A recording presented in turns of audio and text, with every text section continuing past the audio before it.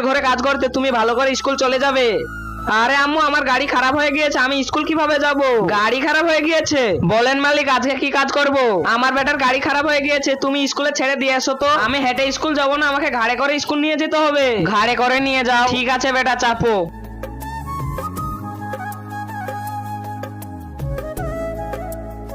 আম্মু ভাই।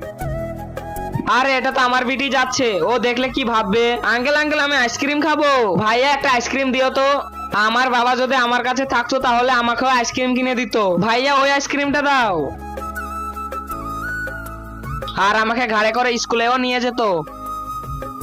তার আগে গাইস, এই অসহায় বাচ্চাটাকে দেখে কেই বা লাইক সাবস্ক্রাইব করবে? আমি জানি দুষ্টু বাচ্চারা লাইক সাবস্ক্রাইব করবে না। ভালো বাচ্চারা ভিডিওটা লাইক করে চ্যানেলটা সাবস্ক্রাইব করে দিবে।